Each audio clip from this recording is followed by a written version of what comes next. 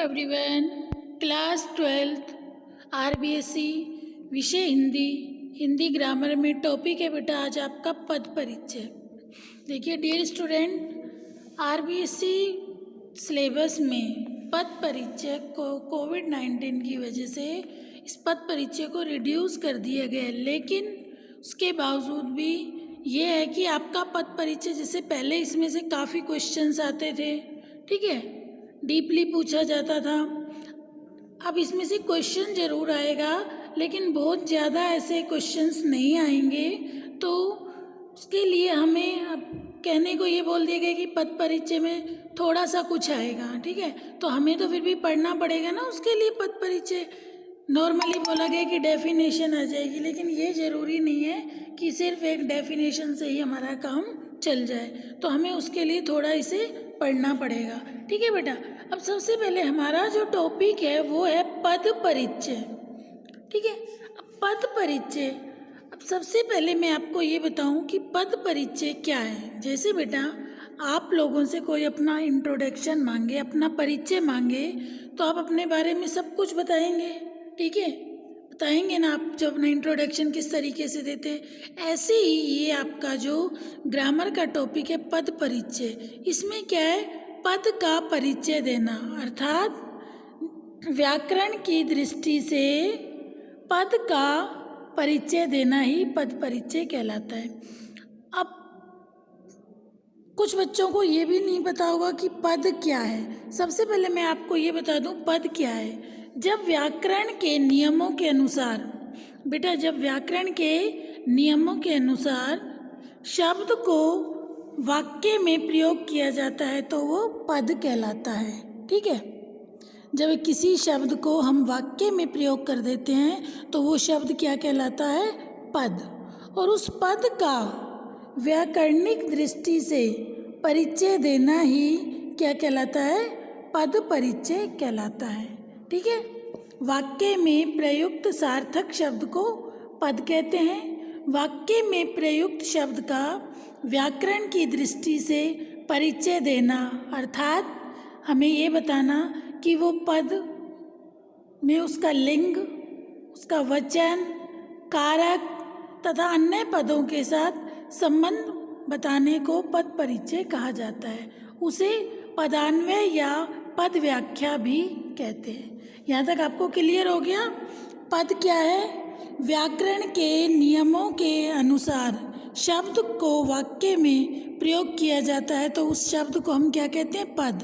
और उस पद का व्याकरणिक दृष्टि से परिचय देना ही पद परिचय कहलाता है।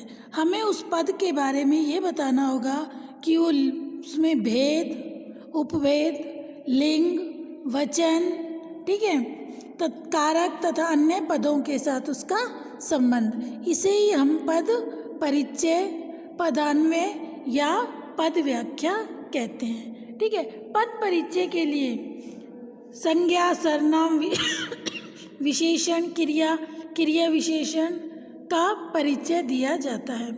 अब बेटा आपको ये पद परिचय के लिए संज्ञा, सर्वनाम, विशेषण, क्रिया और क्रिया विशेषण, इनका पूर्ण ज्ञान होना चाहिए, ठीक है, कि वो पद जो है वाक्य में प्रयुक्त पद।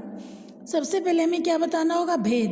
भेद में क्या बताना होगा कि वो पद संज्ञा है, सर्वनाम है, विशेषण है, क्रिया है या क्रिया विशेषण है, ठीक है, ये तो हो जाएगा भेद। फिर उसके बाद हमें उसका उपभेद, संज्ञा है तो कौन सी संज्ञा है, अगर वो पद सर्वनाम है तो सर्वनाम का कौन सा भेद है, ठीक है। फिर हमें लिंग बताना होता है। लिंग आप जानते हो, स्त्रीलिंग और पुल्लिंग।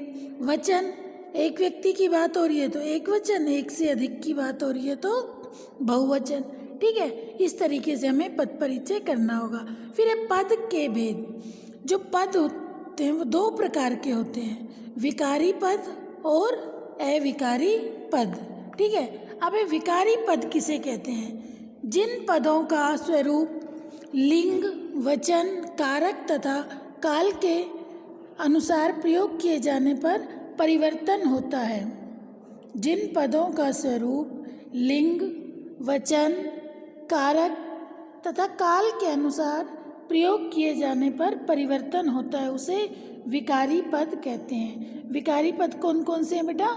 संज्ञा, सर्वनाम, विशेषण और क्रिया, ये तो हैं विकारी पद। और अविकारी पद जो शब्द लिंग, वचन, कारक तथा काल के प्रयोग से अप्रभावित रहते हैं, ठीक है, वो अविकारी पद कहे जाते हैं। इन पदों को हम अव्यय भी कहा जाता है। ये कौन कौन से? क्रिया विशेषण, संबंध बोधक, समुच्चय बोधक और विस्मयादि बोधक, ठीक है।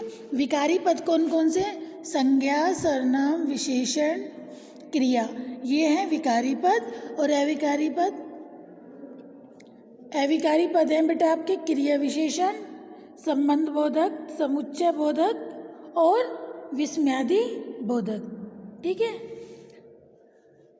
अब जैसे संज्ञा का पद परिचय है, ठीक है, जैसे हमारा कोई शब्द हम पद परिचय कर रहे हैं, ठीक है, उस पद परिचय के लिए आपको शॉर्ट में मैं एक बार थोड़ा सा ये बता देती हूँ। संज्ञा, सर्वनाम, विशेषण, क्रिया, लिंग और कारक और काल, ठीक है, ये आप छोटी क्लास से पढ़ते आ रहे हैं बेटा। संज्ञा के कितने भेद होते हैं? व्यक्तिवाचक, जातिवाचक, भाववाचक, ठीक है, और फिर जातिवाचक संज्ञा के दो भेद हैं, समूहवाचक और द्रव्यवाचक, ओके। फिर सर्वनाम, संज्ञा के स्थान पर काम आने वाले शब्दों को हम क्या कहते हैं? सर्वनाम, ठीक है। सर्वनाम के कितने भेद होते हैं? 6। पुरुषवाचक सर्वनाम, अनिश्चयवाचक सर्वनाम, निश्चयवाचक सर्वनाम, निजवाचक सर्वनाम, प्रश्नवाचक सर्वनाम और संबंधवाचक सर्वनाम, ठीक है।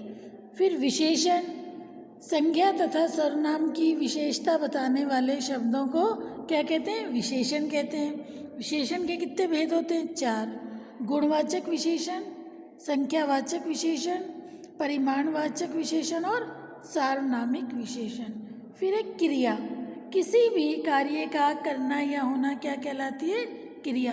जैसे खाना, पीना, उठना, बैठना, सोना, पढ़ना, लिखना, ये सब क्या है? क्रिया। क्रिया के कितने भेद होते हैं? 2। सकर्मक क्रिया और अकर्मक क्रिया, ठीक है। फिर हमें क्या बताना होता है? लिंग। लिंग 2 प्रकार के होते हैं, स्त्रीलिंग और पुल्लिंग। फिर कारक, कारक कितने हैं बेटा? 8। कौन कौन से? कर्ता कारक, कर्म, कर्ता, कर्म, करण, संप्रदान, अपादान, संबंध, अधिकरण और संबोधन, ये क्या है? कारक। कारक कितने हैं? 8। कर्ता कारक, ठीक है, कर्म कारक, करण कारक, संप्रदान कारक, अपादान कारक, संबंध कारक, अधिकरण कारक और संबोधन कारक। फिर काल, कोई भी क्रिया किस समय में हुई? काल मीन्स टाइम था, टेंस, टेंस पढ़ते हो ना, टेंस वही काल है। काल के कितने भेद हैं? 3। वर्तमान काल, भूतकाल और भविष्य काल, ठीक है। अब सबसे पहले जैसे आता है आपका संज्ञा, तो आपको संज्ञा की पूर्व जानकारी होनी चाहिए। संज्ञा किसे कहते हैं? आप छोटी क्लास से पढ़ते आ रहे हो, ठीक है। किसी भी व्यक्ति, वस्तु, स्थान, प्राणी, गुण, भाव आदि के नाम को संज्ञा कहते हैं, ठीक है। संज्ञा के 3 भेद अभी मैंने आपको बताया, जातिवाचक संज्ञा, व्यक्तिवाचक संज्ञा और भाववाचक संज्ञा, ठीक है। जैसे कोई पद है, जैसे हम संज्ञा का पद परिचय कर रहे हैं तो किस तरीके से होगा? जैसे आप देखिए वाक्य है आपका, जैसे आपका वाक्य दे दिया गया, राम बाग में आम खा रहा है, ठीक है। रेखांकित पद का पद परिचय बताइए, ठीक है। रेखांकित पद का पद परिचय बताइए। अब राम के नीचे अंडरलाइन है, तो हमें सबसे पहले बेटा क्या बताना होगा कि राम जो पद है वो क्या है? संज्ञा, सर्वनाम, विशेषण, क्रिया, इसमें से क्या है? राम। संज्ञा हम क्या लिख देंगे? संज्ञा। संज्ञा है तो कौन सी संज्ञा है? व्यक्तिवाचक संज्ञा, ठीक है। राम बाग में आम खा रहा है। लिंग, राम के लिए क्या आएगा? पुल्लिंग या स्त्रीलिंग? पुल्लिंग, ठीक है।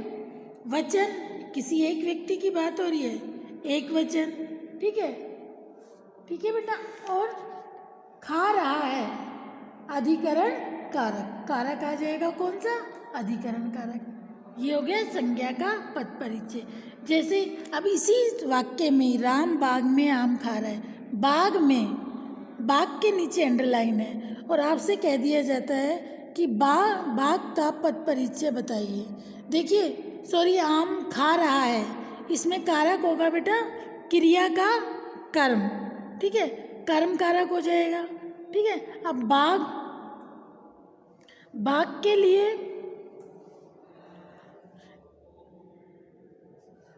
देखिए बेटा, बाग, बाग के नीचे अंडरलाइन है, ठीक है। आपको बाग का पद परिचय बताना है। एक बार मैं दोबारा से आपको बता रही हूँ। जैसे वाक्य है आपका राम बाग में आम खा रहा है, ठीक है, किसी भी एक पद के नीचे अंडरलाइन होगी और क्वेश्चन आपका होगा रेखांकित पद का पद परिचय बताइए, ठीक है। अब राम का पद परिचय आपको बताना है, तो राम क्या है, संज्ञा, ठीक है। संज्ञा का उपभेद क्या उनसे है, कौन सी संज्ञा, व्यक्तिवाचक संज्ञा। किसी एक के बारे में बात हो रही है, एक वचन। अब राम स्त्री है, लिंग है या पुल्लिंग, राम के लिए क्या आएगा, पुल्लिंग। और खा रहा है, कर्ता कारक, कारक कौन सा आएगा, कर्ता कारक, ठीक है बेटा। फिर इसी ही वाक्य में अगर बाग के नीचे अंडरलाइन हो, आपको बाग का पद परिचय बताना है, तो आप कैसे करेंगे, बाग के पद परिचय के लिए आप क्या करेंगे, बाग क्या है, बाग भी शब्द क्या है, संज्ञा है, लेकिन बाग कौन सी संज्ञा आएगी, जातिवाचक संज्ञा, ठीक है, एक वचन। बाग के लिए क्या आएगा, पुल्लिंग, और कारक क्या आएगा, अधिकरण कारक, ठीक है। फिर अगर आम के नीचे अंडरलाइन है, आम का आपको पद परिचय करना है। आम, देखिए आम शब्द क्या है, संज्ञा है, ठीक है, कौन सी संज्ञा आएगी, जातिवाचक संज्ञा, एक वचन, पुल्लिंग और कर्म कारक, ठीक है। इसी तरीके से आप देखिए, अगर आपका ये वाक्य आ जाता है, आपको एग्जाम में इस तरीके से कोई परिभाषा आएगी, ठीक है, पद परिचय किसे कहते हैं, परिभाषित कीजिए। संज्ञा का पद परिचय करते हुए किन किन बातों का ध्यान रखा जाता है, इस तरीके से क्वेश्चन आएगा। अब संज्ञा का पद परिचय देते समय हमें किन किन बातों का ध्यान रखना होगा, हमें सबसे पहले भेद बताना होगा, उपभेद, लिंग, वचन और कारक बताना होगा, ठीक है। संज्ञा पद परिचय करते समय हमें इन इन बातों को ध्यान रखना होता है। फिर जैसे वाक्य आपका गोपाल बाजार से कपड़ा लाया, ठीक है। जैसे देखिए बेटे, यहाँ आपका वाक्य दिया हुआ है, गोपाल बाजार से कपड़ा लाया, ठीक है। अब इसमें जैसे गोपाल के नीचे अंडरलाइन है, ठीक है बेटा, गोपाल के नीचे अंडरलाइन है, तो आप कैसे करेंगे, गोपाल के नीचे अंडरलाइन है, गोपाल का पद परिचय बताइए। तो गोपाल क्या है, संज्ञा, ठीक है। अब कौन सी संज्ञा हो गई, व्यक्तिवाचक संज्ञा। अब गोपाल के लिए लिंग क्या आएगा, पुल्लिंग, किसी एक व्यक्ति की बात हो रही है, एक वचन, और कारक कर्ता कारक, ठीक है। अब इसी में ही अगर बाजार के नीचे अंडरलाइन आ जाती है और पूछा जाता है कि बाजार का पद परिचय बताइए, तो आप क्या कहेंगे, रेखांकित पद का पद परिचय, बाजार, बाजार भी क्या है बेटा, संज्ञा, ठीक है। कौन सी संज्ञा आएगी बाजार के लिए, जातिवाचक संज्ञा, ठीक है। लिंग, पुल्लिंग, वचन, एक वचन, और अपादान कारक, क्रिया का अपादान, लाया, ठीक है। फिर आता है कपड़ा, मान लो कपड़ा के नीचे अंडरलाइन आ जाता है और आपको कपड़ा का पद परिचय करना है, तो आप कैसे करेंगे, कपड़ा क्या है, जातिवाचक संज्ञा, कपड़े के लिए क्या आएगा, पुल्लिंग, ठीक है, कपड़ा पुल्लिंग में आता है, एक वचन, कर्म कारक। ऐसे ही दूसरा उदाहरण देखिए, रमेश बाग में अमरूद खा रहा है, ठीक है। उपयुक्त वाक्य में रमेश, बाग और तथा अमरूद क्या है, संज्ञा है। अब रमेश का, बाग का और आम का, तीनों का पद परिचय आपको बताना है, तो रमेश के लिए क्या हो जाएगा, संज्ञा, ठीक है। कौन सी संज्ञा हो जाएगी, व्यक्ति की बात चल रही है, किसी व्यक्ति की, व्यक्तिवाचक संज्ञा। पुल्लिंग, अब एक व्यक्ति की बात हो रही है, रमेश, ठीक है, तो रमेश का क्या हो जाएगा? रमेश बाग में अमरूद खा रहा है। रमेश व्यक्तिवाचक संज्ञा, एक वचन, पुल्लिंग और कर्ता कारक, खा रहा है, कर्ता कारक। अब बाग का, बाग भी क्या है? संज्ञा है। कौन सी संज्ञा है? जातिवाचक संज्ञा। बाग के लिए क्या आएगा? एक वचन, ठीक है। फिर इसके बाद पुल्लिंग और अधिकरण कारक। आम जातिवाचक संज्ञा है, एक वचन, पुल्लिंग और कर्म कारक, ठीक है बेटा। अब जैसे एक वाक्य, महेश कहने लगा कि रमा को किताबें दो। महेश कहने लगा कि रमा को किताबें दो। अब महेश के नीचे अंडरलाइन है, सिंपल सा है। संज्ञा व्यक्तिवाचक संज्ञा, एक वचन, पुल्लिंग, ठीक है, और कर्ता कारक। रमा व्यक्तिवाचक संज्ञा। अब रमा स्त्री की बात हो रही है, स्त्रीलिंग, ठीक है, वचन एक वचन, कारक कर्म कारक। फिर एक किताबें, किताबों के लिए क्या आएगा? किताबें भी शब्द क्या है? संज्ञा है, पद। कौन सी संज्ञा? जातिवाचक संज्ञा, ठीक है। अब किताबों के लिए क्या आएगा? स्त्रीलिंग। किताबें हमेशा स्त्रीलिंग में आती हैं, ठीक है। कपड़ा पुल्लिंग, किताबें स्त्रीलिंग। वचन, इसमें वचन क्या आएगा? एक वचन, पुल्लिंग, कर्म कारक, खा रहा है, ठीक है। इस तरीके से आपका हो गया संज्ञा का पद परिचय। अगर आपका क्वेश्चन ऐसे आ जाता है बेटा कि संज्ञा का पद परिचय देते समय हमें किन किन बातों का ध्यान रखना चाहिए, तो संज्ञा का पद परिचय करते समय हमें किन किन बातों का ध्यान रखना चाहिए? संज्ञा के पद परिचय में हमें निम्नलिखित 5 बातों का ध्यान रखना चाहिए। कौन कौन सी? कि वो पद में भेद क्या है, ठीक है। संज्ञा के भेद, जातिवाचक संज्ञा है, भाववाचक संज्ञा है, व्यक्तिवाचक संज्ञा है, समूहवाचक संज्ञा है या द्रव्यवाचक संज्ञा। फिर हमें उसमें लिंग बताना होगा, ठीक है।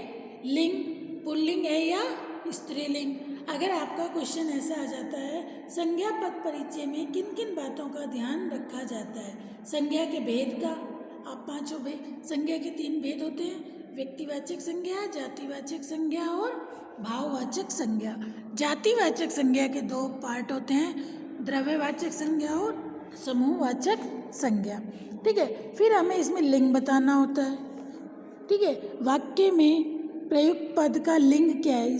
स्त्रीलिंग या पुल्लिंग। फिर कारक, 8 कारक बताने होते हैं कि उसमें वो जो कारक है वो कौन सा कारक आ रहा है। कर्ता कारक है, कर्म है, करण है, संप्रदान है, अपादान है, संबंध है या अधिकरण कारक है। वचन कि वाक्य में जो पद है उसके लिए किस वचन का प्रयोग होगा। किसी एक व्यक्ति की बात हो रही है, एक वचन, एक से अधिक की बात हो रही है, बहुवचन, ठीक है। और फिर हम एक एग्जाम्पल देके समझा देंगे, जैसे राम ने मोहन को दूध पिलाया। राम के नीचे अंडरलाइन कर दो और राम का पद परिचय बता दो। राम संज्ञा, व्यक्तिवाचक संज्ञा, पुल्लिंग, एक वचन और कर्ता कारक, ठीक है। इस तरीके से संज्ञा का पद परिचय हो गया, ठीक है। यहाँ तक बेटा आपको समझ आया? कल मैं आपको समझाऊंगी सर्वनाम का पद परिचय। संज्ञा, आज मैंने पद परिचय में आपको क्या बताया? पद क्या है, ठीक है। वाक्य में प्रयुक्त शब्द ही क्या कहलाता है? पद, ठीक है। फिर पद परिचय किसे कहते हैं? वाक्य में प्रयुक्त पदों का व्याकरण की दृष्टि से परिचय देना ही पद परिचय कहा जाता है। पद परिचय को पद व्याख्या या पदान्वय भी कहा जाता है। अब संज्ञा पद परिचय में निम्नलिखित बातें बतानी होती है, जैसे मैंने अभी आपको बताया, भेद, उपभेद, लिंग, वचन, कारक और क्रिया के साथ उसका संबंध, ठीक है बेटा। आज मैंने आपको संज्ञा तक का पद परिचय करा दिया, ठीक है। जितना आपको कराए इसे अच्छे से पढ़ लेना और एग्जाम्पल की प्रैक्टिस करके देखना। कोई भी डाउट हो ज़रूर क्लियर करना। क्वेश्चन इस बार जो आएगा वो इस तरीके से ही आएगा, पद परिचय किसे कहते हैं, ठीक है। कोई एक एग्जाम्पल दे दिया गया सिंपल सा और उसका आपको पद परिचय करना है। और संज्ञा पद परिचय करते समय किन किन बातों का ध्यान देना चाहिए, संज्ञा से संबंधित इस तरीके का ही क्वेश्चन आपको याद करना है, ठीक है बेटा। कोई भी डाउट हो अपने डाउट ज़रूर क्लियर कर लेना। Okay, thank you.